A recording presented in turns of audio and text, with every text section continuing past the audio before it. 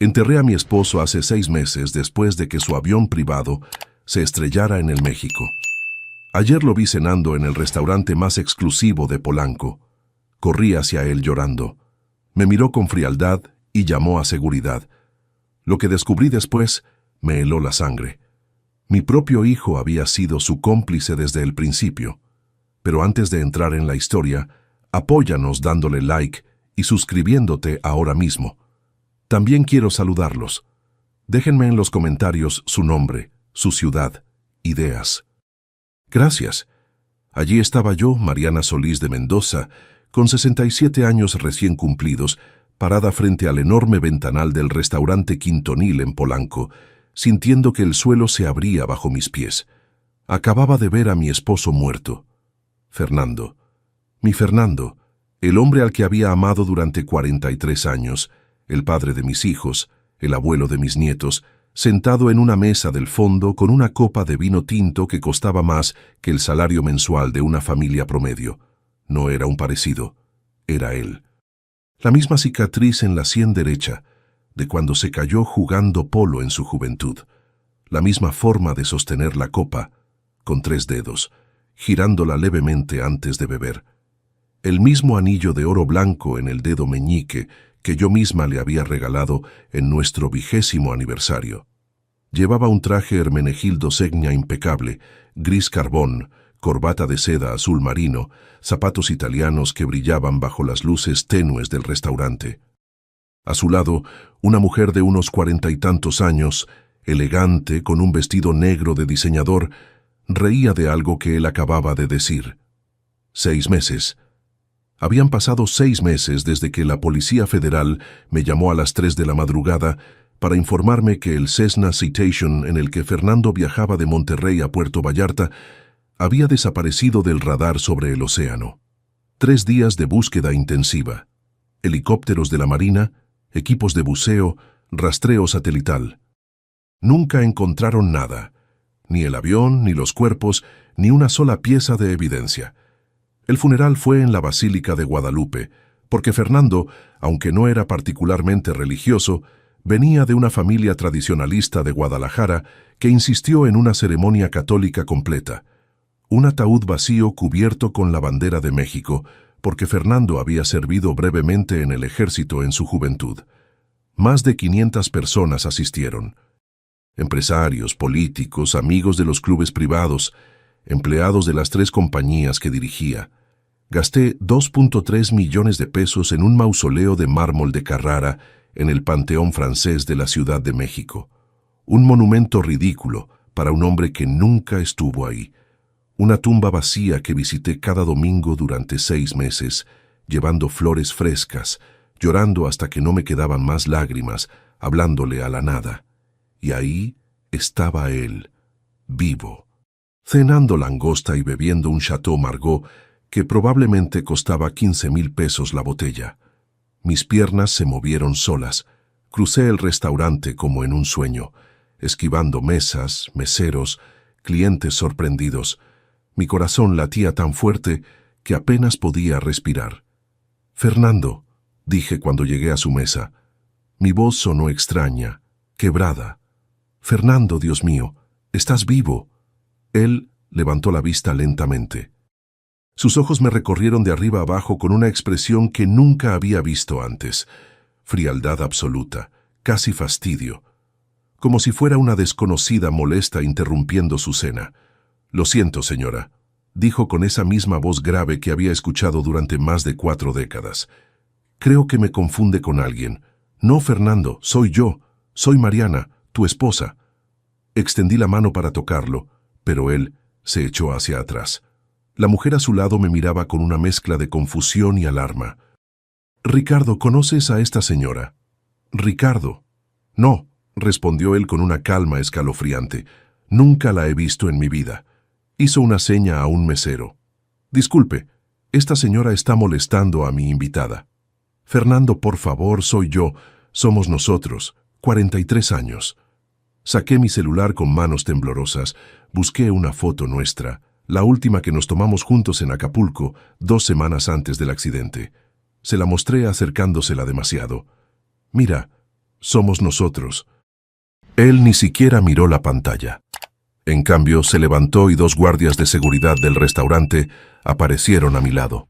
«Señora», dijo uno de ellos tomándome suavemente del brazo, «tenemos que pedirle que se retire». «Pero es mi esposo, está muerto. Murió hace 6 meses. O eso creía yo, pero está aquí. Es él». Mi voz se alzaba histérica. «Mi nombre es Ricardo Molina», dijo Fernando con esa voz fría, implacable. «Soy empresario de Querétaro.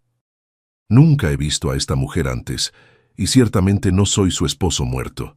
Creo que necesita ayuda profesional». Los guardias me llevaron hacia la salida mientras yo gritaba, luchaba, intentaba zafarme. La gente nos miraba. Algunos grababan con sus teléfonos. El gerente del restaurante apareció ofreciéndome agua, preguntando si necesitaba que llamara a alguien. Me dejaron en la acera de Avenida Presidente Masaryk, temblando, llorando, sintiendo que me volvía loca. ¿Había imaginado todo? ¿Era realmente Fernando o alguien con un parecido imposible? Pero yo conocía cada centímetro de ese hombre. La cicatriz, el anillo, la forma de sostener la copa, la pequeña mancha de nacimiento en su cuello que solo yo conocía, porque solo yo había estado tan cerca. No estaba loca, era él, y acababa de fingir no conocerme. Me subí a mi Mercedes, el que Fernando me había comprado 3 años antes, y conduje a casa en estado de shock. La casa en Bosques de las Lomas, esa mansión de 3 pisos con alberca infinita y jardín que parecía un parque, donde ahora vivía completamente sola después de que nuestros 3 hijos formaran sus propias familias. Me senté en el estudio de Fernando, rodeada de sus cosas, sus libros, sus trofeos de golf, su escritorio de caoba brasileña. Y entonces una pregunta atravesó mi mente como un cuchillo helado. Si Fernando está vivo, ¿qué demonios pasó en ese avión? Amigos, cada historia que les cuento sale todos los días, pero YouTube solo se las mostrará si tocan el botón rojo de suscribirse. Toquen suscribirse, activen la campanita y nunca se perderán una historia. Gracias. Me quedé despierta toda la noche en el estudio de Fernando. Saqué cada álbum de fotos, cada documento, cada recuerdo de nuestros 43 años juntos. Fernando Mendoza Villarreal, hijo de una familia de empresarios de Guadalajara, heredero de un imperio de maquiladoras textiles que él mismo había expandido hasta convertirlo en 3 compañías valoradas en más de 200 millones de pesos. Nos conocimos en 1980. Yo tenía 24 años y trabajaba como diseñadora de modas en una pequeña boutique del centro de la Ciudad de México. Él tenía 27 y acababa de regresar de estudiar un MBA en el ITAM. Me vio en una fiesta en Coyoacán. Se acercó con esa confianza que solo tienen los hombres que han crecido con dinero y me dijo que algún día me iba a casar con él. No le creí. Pero 6 meses después estábamos casados en la iglesia de San Ángel, con una recepción para 300 invitados en el Hacienda de los Morales. Yo llevaba un vestido de Oscar de la Renta que costó más que todos los vestidos que había diseñado en mi vida combinados. Los primeros años fueron felices, o al menos eso pensaba yo. Tuvimos 3 hijos. Diego, el mayor, nacido en 1982, ahora con 44 años y director ejecutivo de las empresas de su padre. Después llegaron Sofía y Patricio, gemelos, nacidos en 1985. Sofía vivía en Los Cabos con su familia, Patricio en San Miguel de Allende. Fernando viajaba constantemente. Monterrey, Guadalajara, Querétaro, Puebla, donde estaban las fábricas. Viajes internacionales a China, Vietnam, Bangladesh, donde negociaba con proveedores. Ausencias de 4, 5 días seguidos, a veces 2 o 3 veces al mes. Nunca sospeché nada. ¿Por qué lo haría? Siempre volvía con regalos, perfumes franceses, bolsos italianos, joyería. Me decía que me extrañaba, que los negocios lo agotaban, pero que todo era por nuestra familia. Ahora, sentada en ese estudio a las 4 de la mañana, cada viaje parecía sospechoso. Cada ausencia, una mentira. Cada regalo, un soborno para callar mi intuición. A las 6 de la mañana llamé a Diego. Contestó con la voz pastosa de sueño. «Mamá, son las 6. ¿Pasó algo? Necesito que vengas a la casa. Ahora. Ahora tengo una junta a las 9. Diego». Mi voz salió firme, cargada de una autoridad que mi hijo rara vez escuchaba de mí. «Tu padre está vivo. Lo vi anoche. Ven ahora». Silencio al otro lado. Un silencio demasiado largo. «Mamá, ¿has tomado tus medicamentos? Sabes que el duelo te está afectando. El psiquiatra dijo, vi a tu padre cenando en Quintonil, vivo, con otra mujer, llamándose Ricardo Molina». Otro silencio, este aún más pesado. «Quédate ahí, voy para allá». Llegó 45 minutos después. Entró con su traje de ejecutivo, el pelo perfectamente peinado hacia atrás, esos lentes de diseñador que le daban un aire de autoridad. Se parecía tanto a su padre que me dolió mirarlo. Le mostré todo. Las fotos que había logrado tomar con mi celular desde la acera, cuando finalmente me calmé lo suficiente para pensar con claridad. Fotos borrosas de Fernando saliendo del restaurante, subiendo a un BMW Serie 7 negro con placas de Querétaro. Diego las miró en silencio, haciendo zoom, estudiando cada detalle. Su expresión empezó a cambiar, de preocupación por mi salud mental a algo diferente, algo que no supe identificar, pero que me hizo sentir un escalofrío. «Mamá», dijo finalmente devolviéndome el celular, «sí se parece mucho a papá, pero hay gente que se parece. He visto casos. Diego no es un parecido, es él. La cicatriz en la sien, el anillo que le regalé, la forma de sostener la copa, hasta la forma de sonreír torcido hacia el lado izquierdo. Se pasó una mano por la cara, cansado. Mamá, enterramos a papá. Bueno, no enterramos un cuerpo, pero hubo un accidente. La Policía Federal confirmó que el avión cayó. Los investigadores... ¿Viste el avión? ¿Viste restos? ¿Viste un solo pedazo de evidencia física? Diego desvió la mirada. Nadie vio nada, continué. Porque no había nada que ver. El avión desapareció en el océano sin dejar rastro, ni siquiera una mancha de aceite. ¿No te pareció sospechoso? Las corrientes del Pacífico son fuertes. Los investigadores dijeron que los restos podrían haber sido arrastrados kilómetros mar adentro. Me levanté, caminé hacia él. «Llévame a donde vive». Ese BMW tenía placas de Querétaro. Podemos rastrearlo. «Mamá, esto es una locura. No puedes simplemente invadir la vida de un extraño porque se parece a papá». «¿Así que crees que es un extraño?» Dudó demasiado tiempo antes de responder, y en esa duda lo supe. Lo supe con cada fibra de mi ser. «Diego», dije con una calma que no sentía. «¿Qué me estás ocultando?» «Nada, mamá. Solo estoy preocupado por ti. Has estado frágil. El duelo ha sido difícil». Diego Antonio Mendoza Solís. Usé su nombre completo, como cuando era niño y se metía en problemas. «¿Está vivo tu padre?» Sus ojos se llenaron de lágrimas, pero no respondió.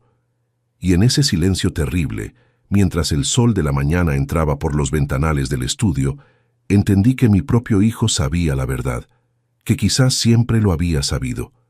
«¿Desde cuándo?», susurré. Diego cerró los ojos.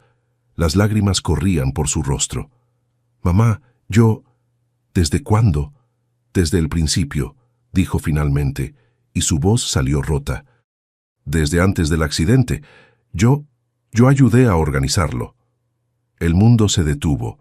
Mi hijo acababa de confesarme que había ayudado a su padre a fingir su propia muerte, que los 6 meses de luto, las lágrimas, el mausoleo de 2.3 millones de pesos, todo había sido una farsa, y él lo sabía. Me senté lentamente en el sillón de cuero, sintiendo que las piernas no me sostenían. «Cuéntamelo todo», dije con una voz que no reconocí como mía. «Cada detalle, ahora». Diego se derrumbó en la silla frente a mí, cubriéndose la cara con las manos. «Hace 2 años papá vino a verme. Dijo que tenía otra vida, otra familia que había mantenido en secreto durante más de 20 años. Una mujer en Querétaro, hijos con ella, una empresa paralela. Lo confronté. Le dije que tenía que contarte la verdad, que no podía seguir mintiéndote. Me reí, una risa sin humor, amarga. ¡Qué hijo tan noble! Él dijo que si pedía el divorcio, tú te llevarías la mitad de todo. Las empresas, las propiedades, los ahorros. Habló con abogados. Bajo el régimen de gananciales mexicano, después de 43 años de matrimonio, tenías derecho a la mitad de un patrimonio valuado en más de 200 millones de pesos. 100 millones de pesos. Mi vida, mi trabajo, mi sacrificio de 43 años valían 100 millones de pesos que él no quería compartir. Así que planeó su muerte. Completé la frase. Diego asintió miserablemente.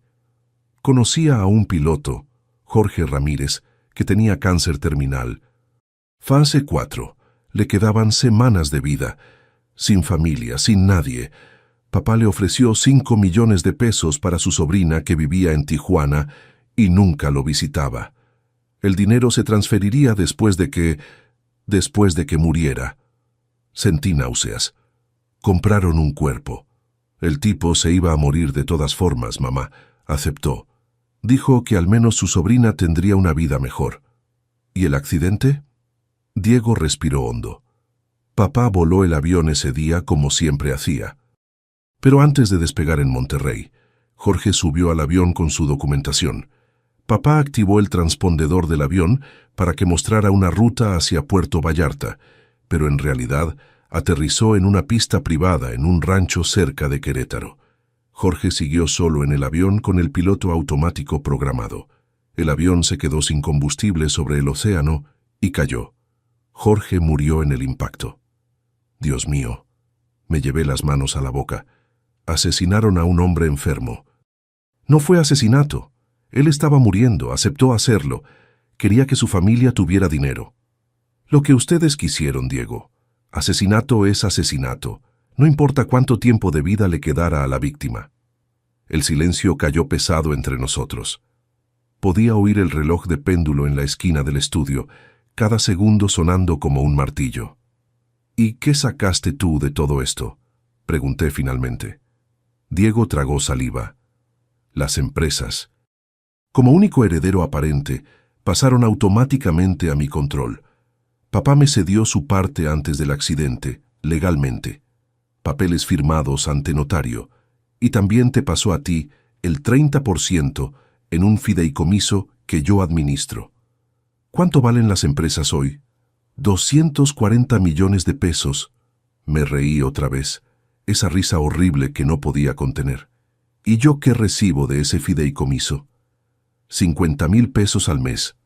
50,000 pesos, menos de lo que gasto en el mantenimiento de la casa. Menos de lo que costaba una sola cena en los restaurantes donde Fernando se movía. Mientras mi hijo se quedaba con empresas valuadas en casi 250 millones de pesos. ¿Y tu padre? Escupí la palabra padre como si fuera veneno. ¿Qué se llevó él? Antes del accidente transfirió 80 millones de pesos a cuentas en Islas Caimán y Suiza, dinero de las empresas que fue desviando durante años. Yo le ayudé a maquillarlo como gastos operativos, inversiones ficticias en proveedores que no existían. 80 millones de pesos. Mi marido robó 80 millones de pesos de las empresas familiares y mi hijo lo ayudó. ¿Y el nombre? ¿Ricardo Molina? Una identidad completamente nueva. Comprada. Certificado de nacimiento falso basado en un bebé que murió en los años 50. Papá pagó 3 millones de pesos a un gestor que se especializa en esto. Documentos perfectos, pasaporte, RFC, todo. Me levanté, fui hacia la ventana. Abajo el jardinero cortaba el pasto de la enorme propiedad. La vida seguía su curso normal mientras mi mundo se desmoronaba. Y esa mujer con la que cenaba, Claudia Herrera, su otra esposa. Bueno, técnicamente no están casados porque él ya estaba casado contigo, pero llevan 25 años juntos.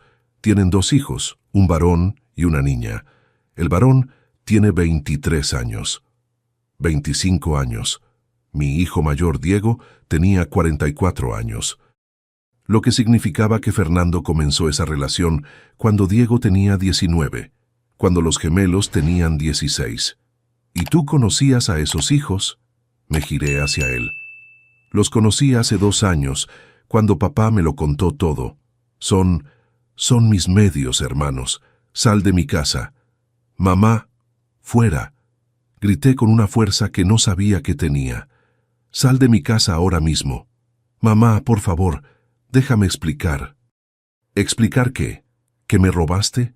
¿Que dejaste que llorara sobre una tumba vacía durante 6 meses?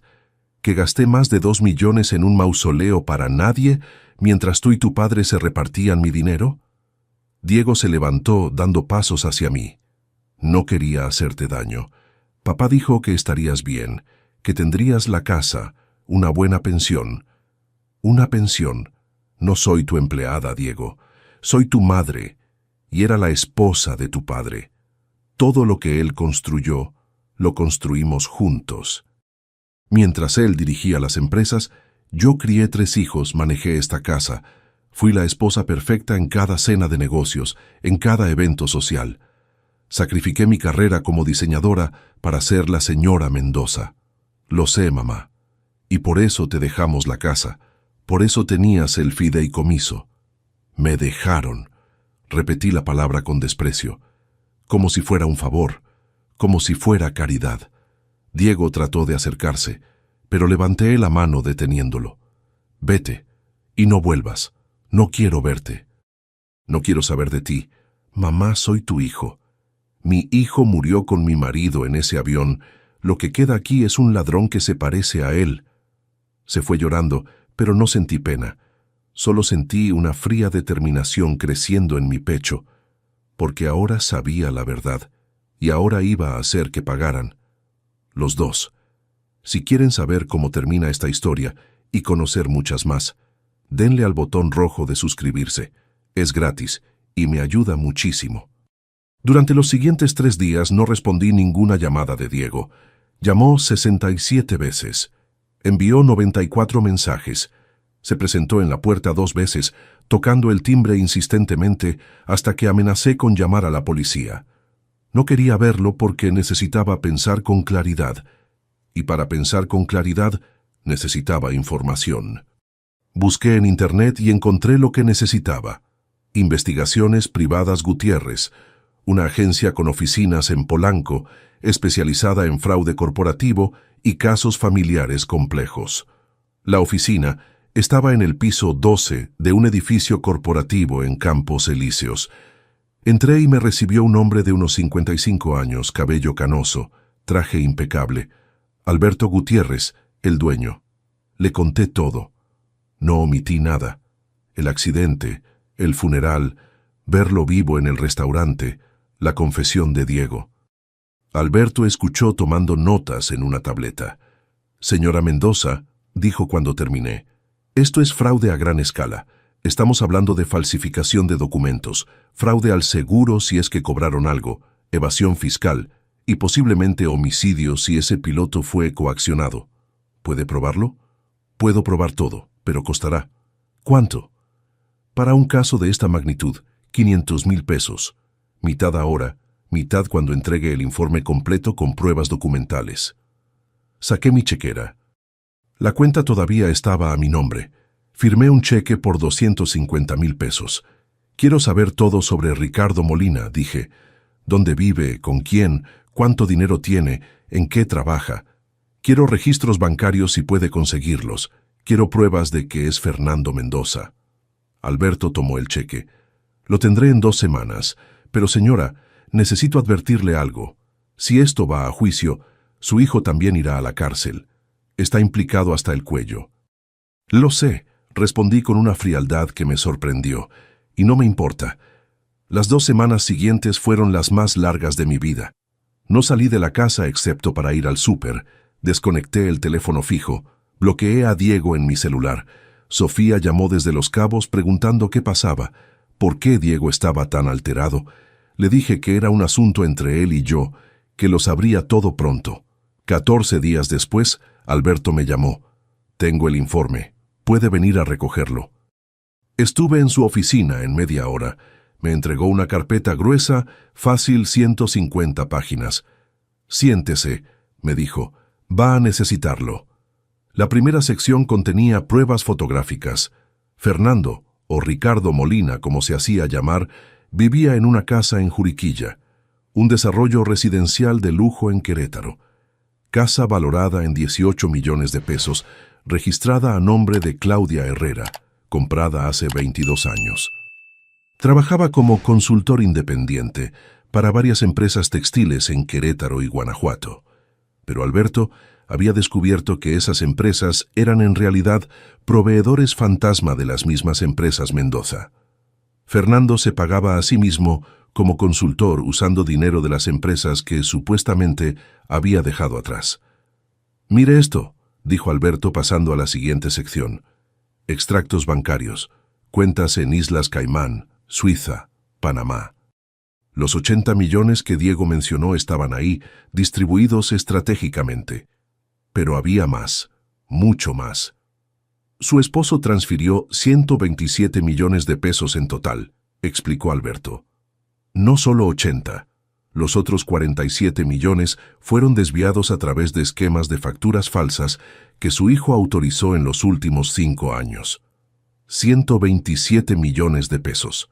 Bajo el régimen de gananciales, 63.5 millones eran legalmente míos. Hay más, continuó Alberto, el seguro de vida. Su esposo tenía una póliza de 50 millones de pesos con usted como beneficiaria. ¿Cobró ese seguro?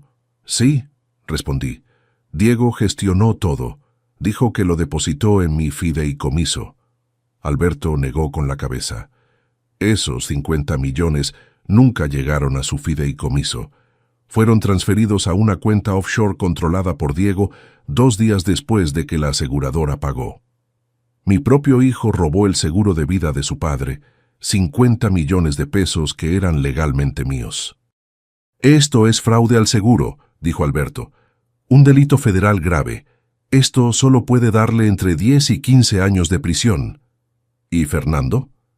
Su esposo enfrenta cargos por falsificación de identidad, fraude fiscal, evasión y posiblemente homicidio culposo por la muerte del piloto si la fiscalía decide que hubo coacción. Estamos hablando de 20 años de cárcel, quizás más.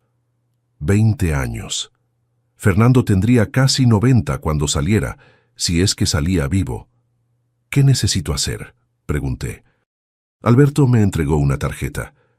Esta es Fernanda Ramírez, la mejor abogada especialista en derecho familiar y fraude de la Ciudad de México.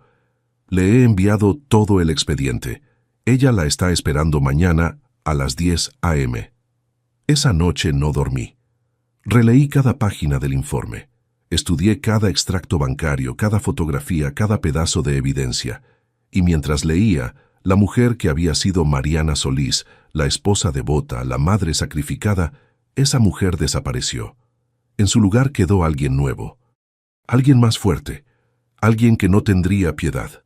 A las 9:45 a.m. del día siguiente, estaba en las oficinas de Ramírez y Asociados, piso 22 de la Torre BBVA, en Paseo de la Reforma. Fernanda Ramírez me recibió personalmente. Una mujer de unos 45 años, pelo corto, traje sastre negro, mirada inteligente y directa. «Señora Mendoza», me extendió la mano. «Alberto me ha puesto al día. Tenemos un caso muy sólido». Nos sentamos. Ella abrió una carpeta idéntica a la que me había dado Alberto. «Voy a ser directa con usted», dijo. Su esposo y su hijo cometieron múltiples delitos federales: fraude, falsificación, evasión fiscal. Podemos procesarlos penalmente, lo que significa cárcel, y podemos demandarnos civilmente, lo que significa recuperar cada peso que le robaron más daños y perjuicios. ¿Cuánto podría recuperar? Fernanda sacó una calculadora.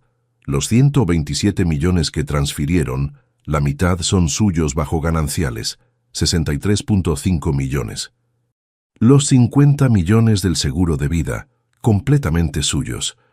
Las empresas valuadas en 240 millones. Usted tiene derecho al 50% del patrimonio que se construyó durante el matrimonio, 120 millones. Más daños y perjuicios por el sufrimiento psicológico que podríamos estimar en 20 millones. Hizo la suma. 253.5 millones de pesos. $1/4 de billón de pesos. Eso valían 43 años de mi vida. ¿Y la cárcel? Su hijo podría enfrentar entre 8 y 12 años. Su esposo entre 15 y 25 años. Diego saldría de prisión a los 56 años en el mejor de los casos. Fernando moriría en la cárcel.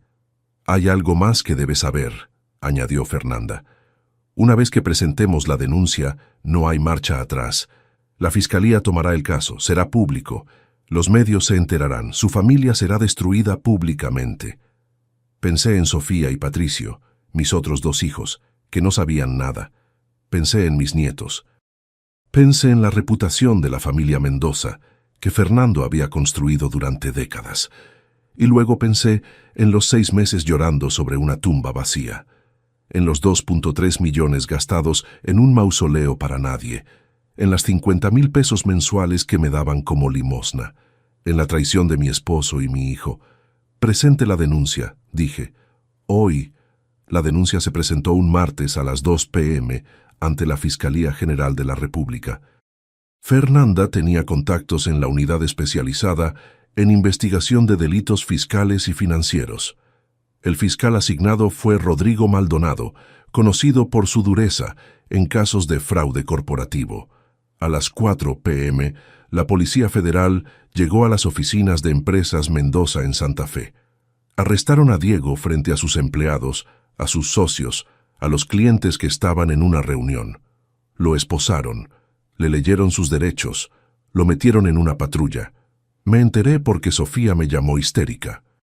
«Mamá, ¿qué hiciste? Arrestaron a Diego. Dicen que por fraude, que tú pusiste la denuncia. ¿Es verdad?» «Es verdad», respondí con una calma que no sentía. «Es tu hijo. ¿Cómo puedes hacerle esto? Pregúntale a él qué me hizo a mí primero». Colgué. Bloqueé también su número. No estaba lista para explicaciones. Diego fue puesto en prisión preventiva en el reclusorio norte, sin derecho a fianza por el monto del fraude y el riesgo de fuga. Fernanda me dijo que Patricia, su esposa, había contratado al mejor abogado penalista de México, pero que las pruebas eran abrumadoras. 2 días después, llegó la hora de Fernando. La Policía Federal, coordinada con Interpol, ejecutó una orden de captura internacional. Lo arrestaron en su casa de Juriquilla a las 6 a.m. Claudia Herrera estaba con él.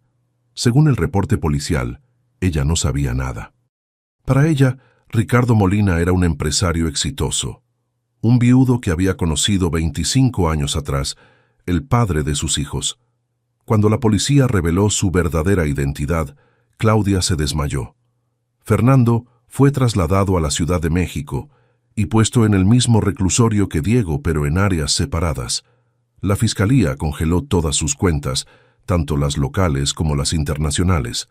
Los 127 millones de pesos quedaron bloqueados, pendientes de la resolución del caso. Los medios explotaron. Empresario fingió su muerte para robar millones a su familia. Hijo cómplice en fraude millonario contra su madre. Los noticieros cubrieron la historia durante días. Periodistas se apostaron frente a mi casa, frente al reclusorio, frente a las oficinas de las empresas. Sofía y Patricio finalmente vinieron a verme. Fue un domingo por la tarde. Entraron con caras de shock, de incomprensión. «Mamá», dijo Patricio, «necesitamos entender qué pasó». Les conté todo. Desde el principio. El restaurante, la confesión de Diego, la investigación privada, las pruebas. No omití nada. Cuando terminé, Sofía estaba llorando. Todo este tiempo, papá estaba vivo, y Diego lo sabía, y nos mintieron a todos. «¿Por qué no nos dijiste antes de denunciarlos?», preguntó Patricio. «Podríamos haber hablado, buscado una solución familiar». «¿Una solución?», repetí. «¿Cómo qué? ¿Dejar que siguieran robándome? ¿Fingir que no pasó nada?» «Son familia», dijo Sofía.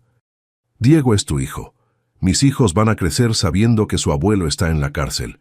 Tu padre fingió su muerte y me robó más de 100 millones de pesos. Tu hermano fue su cómplice y robó otros 50 millones. ¿Y yo debería quedarse callada por la familia?» Patricio se pasó las manos por el pelo, frustrado. Entiendo tu enojo, mamá, pero esto nos afecta a todos.